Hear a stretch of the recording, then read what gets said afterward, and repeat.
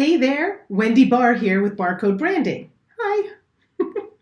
I'm here today to talk to you a little bit about your brand voice and to ask you this question. Is your brand in alignment with your brand voice? First, let's talk about voice versus tone.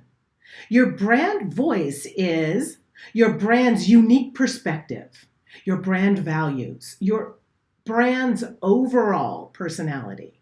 Whereas your brand tone of voice is how your brand chooses to communicate. And brand archetyping can help you determine your brand voice and your brand tone. So first, a little bit of history. Archetypes were originally defined by Carl Jung. You know, the well-known Swedish psychologist. He created these brand archetypes to help us understand what motivates attraction between humans. And it helps explain why people make the choices that they make.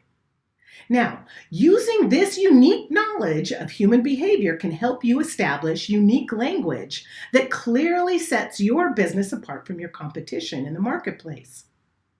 And in turn, your ideal client will be attracted to your branding message, and you will be able to build instant rapport. And as a result, create an opportunity to work together.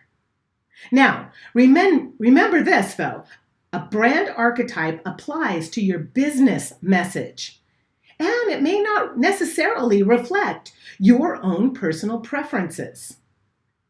Now, in situations where you are the business, you might be a solopreneur, or you're doing all the work, or you are the expert, the specialist, like the business coach, or the psychic, right? Like it's your business. The business weighs on you. It all comes down to your expertise. Then the brand archetype must be reflective of that.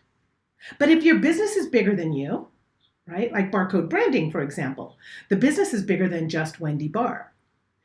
So my brand archetype for Barcode Branding must be reflective of Barcode Branding, all encompassing the entire team and everything that we do. Now, while there may be an overlap, there are some distinguishing differences. So let's run through the 12 brand archetypes, and maybe it'll help you figure out where you fit in and might fill that gap for you where you're trying to really figure out what you want to say out there in your marketing, in your content, in your email sequences. What does your brand voice sound like? Okay, follow along with me. Okay, so there are 12 primary brand archetypes. Let's run through them and see where you fit in. The caregiver. Let's start with the caregiver. They are altruistic. They are the helper, the supporter, the saint. They believe that you should love your neighbor as yourself. They want to help and protect. Their vibe is really caring, compassionate, generous, nurturing. And they do have a downfall. The caregiver tends to be taken advantage of or taken for granted. So, like some obvious corporate brand archetypes that fit into that caregiver spot might be like Campbell's Soup or Heinz Ketchup or Johnson & Johnson, right? You know they're always going to be there when you need them, and you tend to take them for granted. Okay, moving right along, the creator. So the creator is your artist, your dreamer, your innovator, your inventor. Barcode Branding uses the creator as one of their primary brand archetypes, for example. They believe that all things are possible.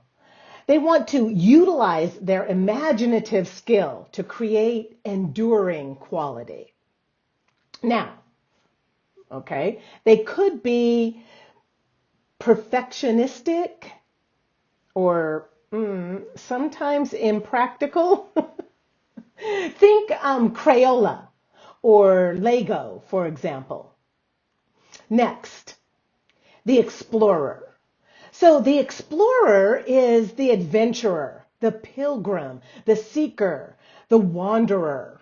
right? They want to live a fulfilling life with no limitations. Their vibe is autonomous, ambitious, independent, pioneering, the first to do this or the first to do that. Now, they might not fit into mainstream. Think Jeep, Red Bull, Subaru. Those are some examples of the Explorer brand archetype. You can kind of see that, right? Okay, next let's look at the hero. So the hero is the crusader, right? The champion, rescuer, the soldier. That's right. Where there's a will, there's a way. That's what they say. Hey, that rhymed. They want to improve the world. Their strategy is to overcome resistance in order to help solve problems.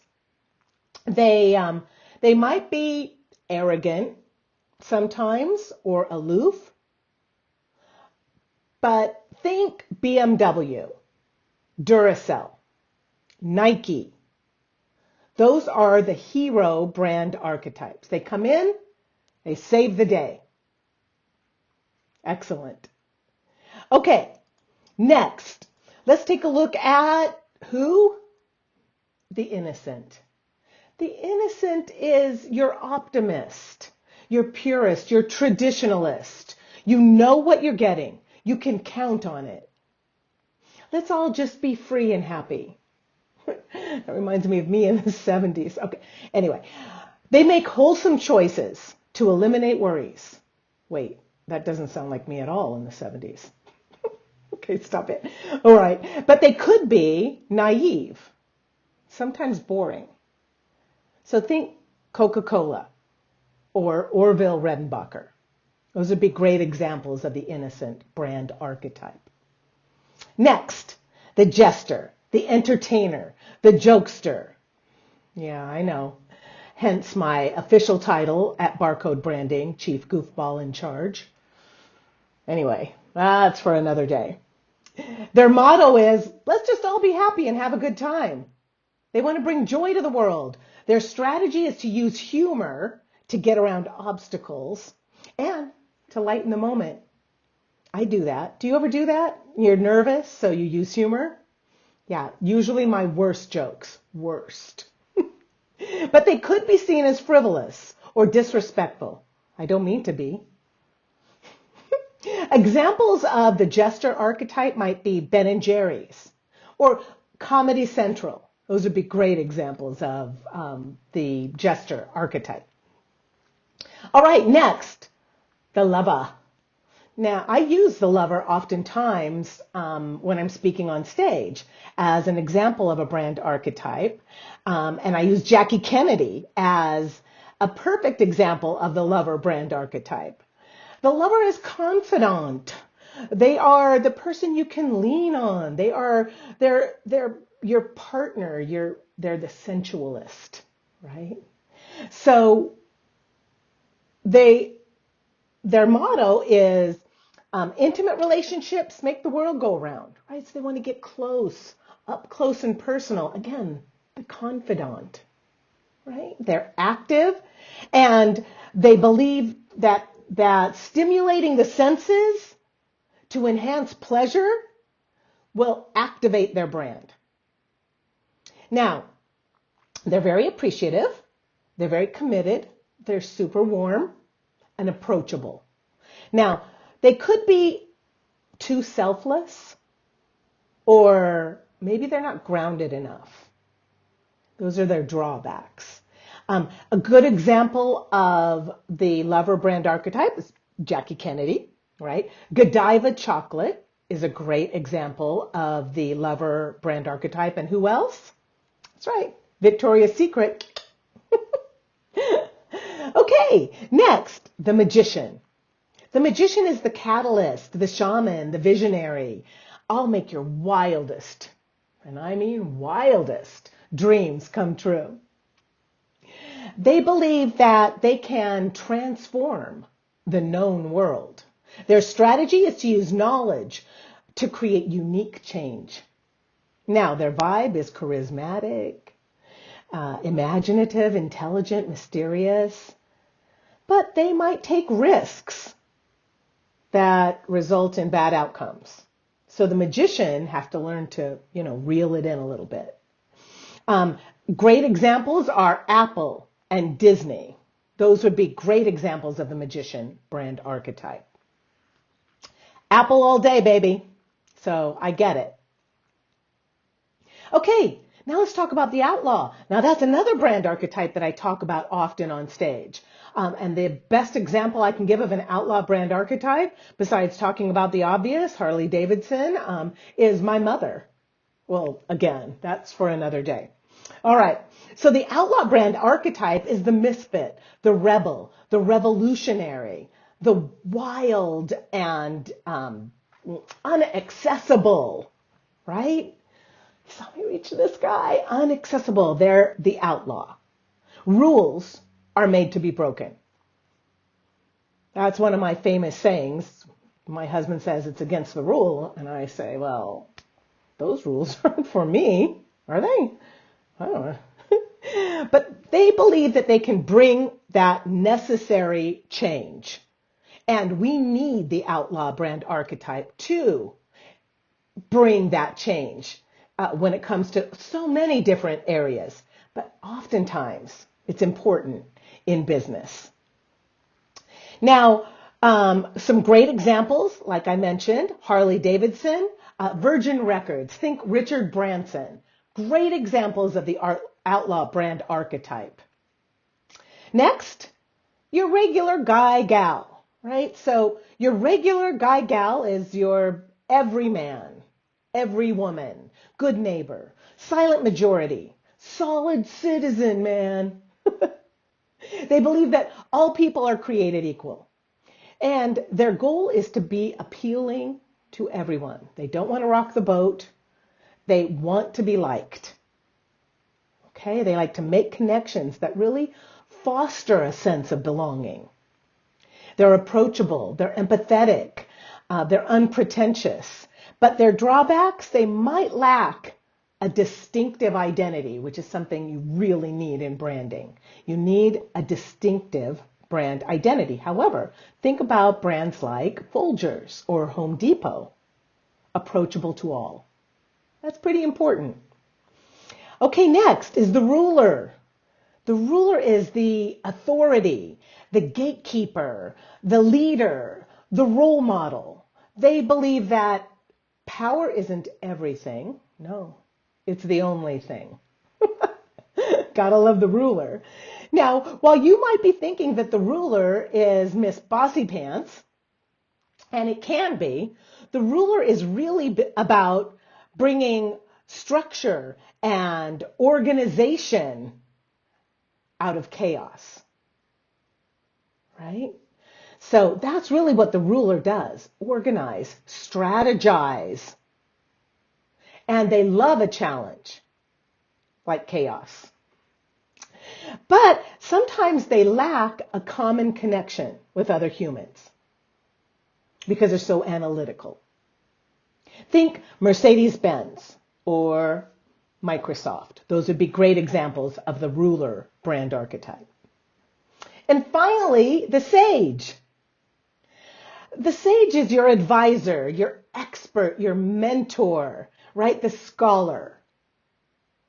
And if you have a business that relies on your expertise, you are the only one that can do that job, right? Then the sage brand archetype might fit into your persona.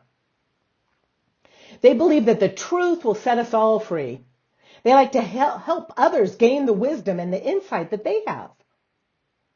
Their strategy is to seek out credible info to help better understand the world. Now, they might be overly contemplative at times or maybe too opinionated, right? Because they believe that they really understand the problem. And a couple of great examples of the sage brand archetype would be Google or PBS, right? So figure out where you fit in and see if you can identify with any of these 12 brand archetypes. And then as a business, you're on your way to better communication with your ideal client. Awesome. How was that? Did you find your brand archetype? Listen, knowing and understanding your brand archetype will give you a unique edge on the competition and help you attract your ideal client with ease so that you can make more money and what else? Impact the world with your authentic self. Now, when you're working through this, you want to choose one, maybe two primary brand archetypes, and then maybe sprinkle in a little dash of a third if necessary. But keep it really simple so that you're not sending mixed messages, because you never want to do that. Knowing and understanding your brand voice, your brand tone, and allowing that to be fueled by your brand archetype will be your key to success, your secret sauce. So click on the link and download the workbook. It's complimentary and you can figure out what your brand archetype is, and then come back and comment and let me know what you came up with. Wendy Barr with Barcode Branding. Have a good one. Peace out.